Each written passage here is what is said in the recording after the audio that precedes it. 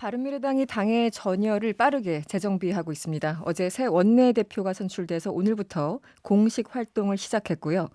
논란을 일으켰던 국회 사법개혁특별위원회 위원도 서둘러 교체를 하고 있습니다. 어제 사개특위 위원직에서 자진 사임한 최입의 바른미래당 의원 모시고 몇 가지 현안을 짚어보도록 하겠습니다. 어서 오세요. 예, 안녕하십니까? 네. 그 6시간 감금 트라우마는 극복하셨습니까?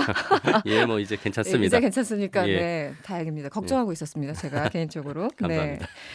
그 오신환 의원이 그러니까 바른정당 출신 오신환 의원이 어제 예. 원내대표로 선출됐습니다. 네. 최입 의원님은 예상하셨어요? 결과를? 이번에 원내대표 선거는 정말 예측할 수 없는 안개 속이었고요. 네네. 이제 이렇게 예측이 어려웠던 이유가 네. 김관영 전 원내대표를 이제 퇴진하라라고 요구했던 그 안철수계 비례의원 5분이 있었습니다. 네네.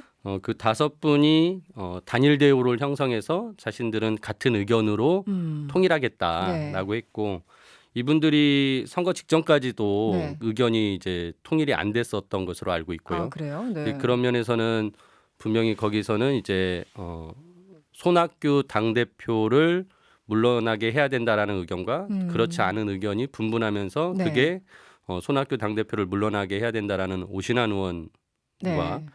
물러나는 것에 대해서 좀 유보적인 태도를 보였던 김성식 네. 의원에 대해서 이제 결정을 못 하고 있었던 상황이었는데 거의 선거 직전에 네. 이제 뭐 의견이 이제 통일이 된 것 같습니다. 그 그래서 5분이. 네. 예, 그래서 이제 그 5분의 아마 통일된 의견에 의해서 네. 결국은 오신환 의원님이 당선이 된 것이 아닌가 추정이 네. 됩니다. 그 의원님은 누구 뽑으셨어요? 이게 비밀 투표라 비밀 투표라서. 말씀 안 드리겠습니다. 네, 좀 예. 추정만 하고 있겠습니다. 네, 네. 어제 그 사개특위에서 자진 사임하셨어요. 예. 그렇게 어렵게 사보임 과정을 거치셨는데 네. 권은희 의원 그리고 이태규 의원으로 교체를 했더라고요. 예. 신임 원내대표가. 뭐 얘기가 됐던 부분입니까? 왜 사임을 하셨어요?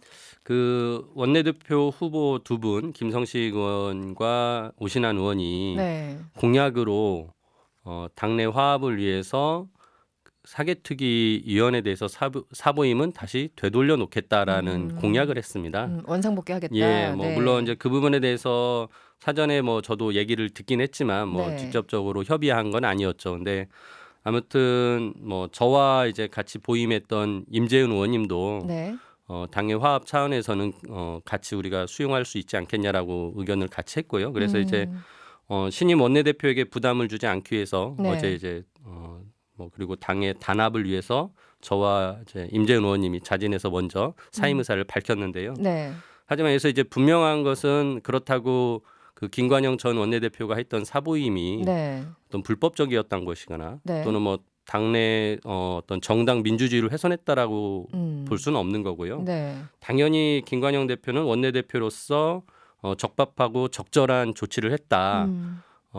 사법개혁과 선거법 개혁이라는 그 과정에서 결국 사당의 합의 그리고 네. 국민과의 약속을 지키기 위해서 불가피한 조치로 사부임을 했던 것이었기 때문에 네. 뭐 당시에 그런 부분을 또 저도 인정했기 때문에 보임을 해서 들어갔던 것이고 뭐 이번에는 당의 화합을 위해서 또 사임을 한 것입니다.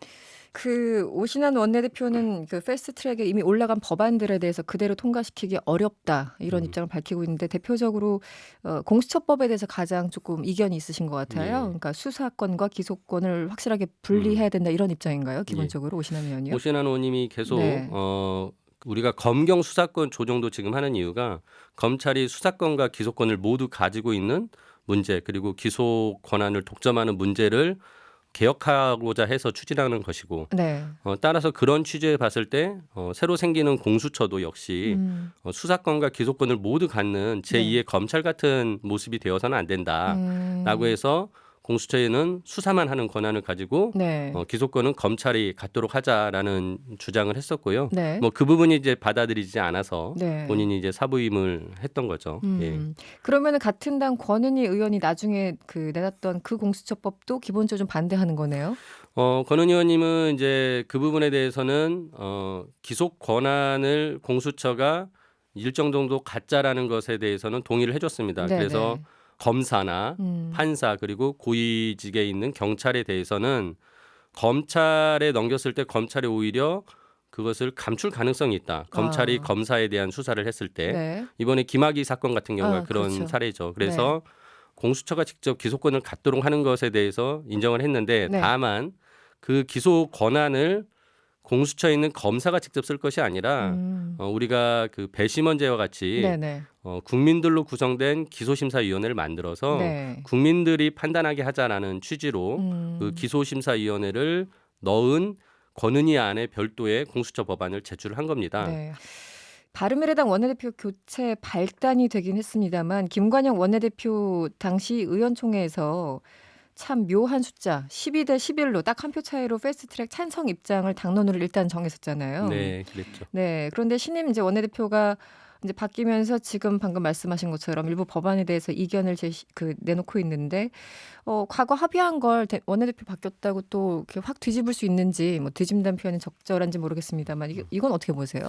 뭐 오신환 대표도 이미 이제 공개적으로 얘기했는데요. 네. 패스트트랙에 올린 것 자체를 뭐 되돌릴 수는 없다. 그러니까 아시다시피 이게 일정 기간이 지나면 당연히 본회의에 상정이 돼서 표결을 해야 될 법안이기 때문에 네. 뭐 그거를 되돌리지는 않는데 다만 우리가 그 패스트트랙 진행하는 과정에서 처음부터 선거법이든 이 사법개혁에 관련된 법이든 한국당이 다시 논의의 테이블에 들어올 수 있게 하기 위해서 이렇게 패스트트랙 지정하는 것이다 네네. 라고 했고 따라서 이후에 한국당이 사개특위 정개특위에 다시 들어와서 네. 법안을 논의한다면 다시 단일안이나 또 네. 보완된 안이 만들어질 거라고 생각하고요. 최근에는 또 그 검찰에서 정부 내에서도 반발이 있기 때문에 그런 내용들을 추가적으로 더 논의는 해야 됩니다. 네. 그래서 만일 그렇게 했음에도 불구하고 합의안이 다시 만들어지지 않는다면 네. 아까 말씀드린 대로 음.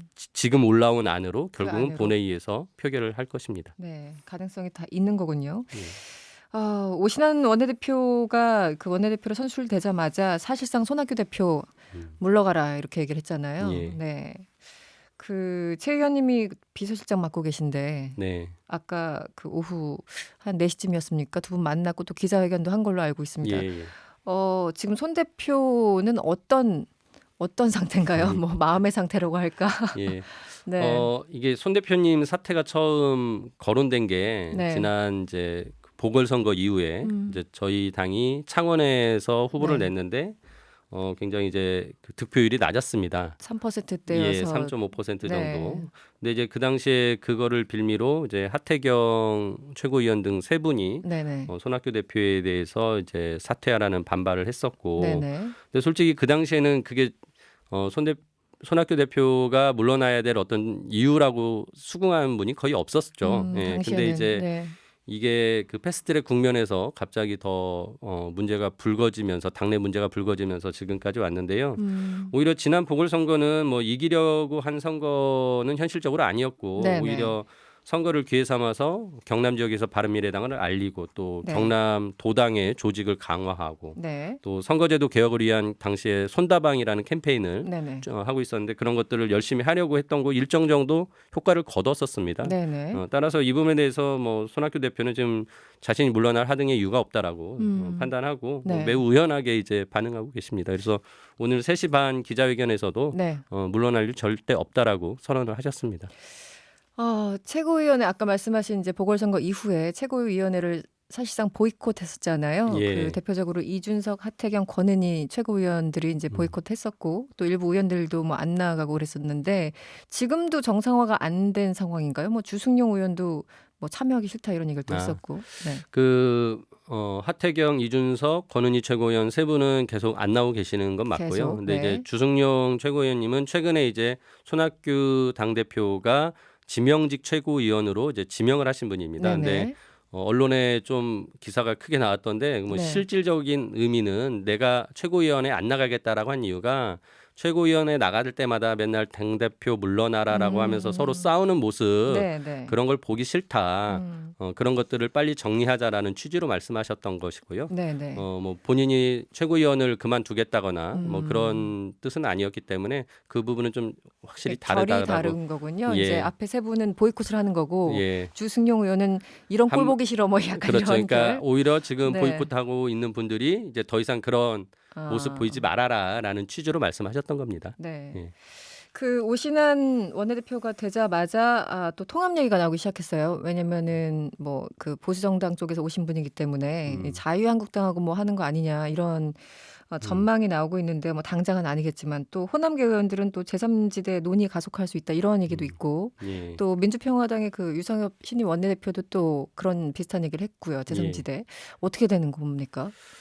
지난번 김관영 전 원내대표가 이제 자진 사퇴하면서 네. 이 부분에 대해서 정리를 했습니다. 그러니까 이제 바른미래당은 다른 당과의 통합이나 네. 연대 절대 하지 않는다. 네. 그래서 통합 불가, 연대 불가 선언을 하자고 제안을 했고 네. 당시에 모든 의원님들이 이제 그 제안에 동의를 해서 저희가 발표를 했고요. 네네. 근데 여기에 이제 연대 불가까지 넣은 이유는 네. 어떻게 보면 흔하게 선거 과정에서 단일화라는 연대를 할 수도 있는 거 뭐 많이 벌어지는데 그렇죠. 네. 이게 처음부터 우리 당은 선거 연대를 위해서 만들어진 당이다, 운영되는 당이다라고 하면 과연 누가 우리 당을 지지하고 네, 네. 우리 당 후보를 지지하겠습니까? 그래서 그 부분에 대해서는 명확하게 우리가 선을 긋고 네. 당당하게 이제 우리 당의 지지를 할 수 있도록 저희가 이제 기존의 이제 민주당과 한국당의 어떤 그런 갈등 구조의 네. 적대적 공생 관계 뭐 이런 정치를 저희가 깨고 진짜 민생 개혁 실용 정당으로서 당당하게 선택받자라고 네. 해서 결의를 했기 때문에 뭐 당분간은 이제 이런 얘기들은 안 나올 거라고 생각합니다.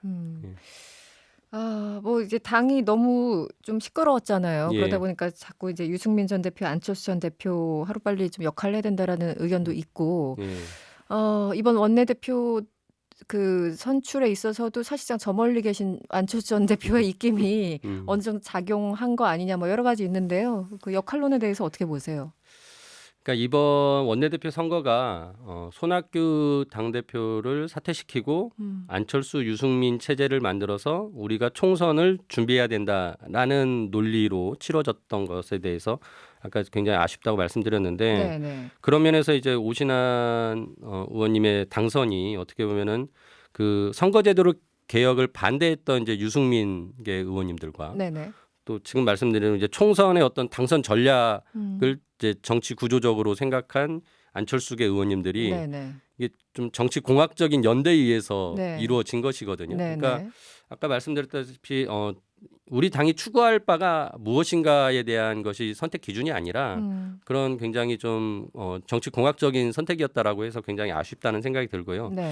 그런 면에서 안철수 전 대표가 거론된 것 자체는 굉장히 저도 지난번에도 말씀드렸지만 우리 당의 가장 큰 자산인데 네네. 이렇게 계속 거론되는 것은 아깝다라는 생각이 듭니다. 따라서 안 대표가 다시 돌아올 때는 지난번 말씀드렸지만은 당이 필요로 해서가 아니라 국민이 필요로 해서 할 때 오셔야 되고 네. 지금 안철수 전 대표를 계속 거론하는 분들은 진짜 일부 안철수계 의원들과 지역위원장들이거든요. 그러니까 저는 그분들의 필요에 의해서 안 전 대표가 돌아오면 안 된다. 그리고 오히려 그분들은 좀 정략적으로 정치적으로 필요에 의해서 자꾸 안철수 전 대표 이름을 거론하는 거론한다라고 건다. 보시는 그래서 거군요. 저는 네. 뭐 밖에서 다 보고 계실 거라고 생각하고요.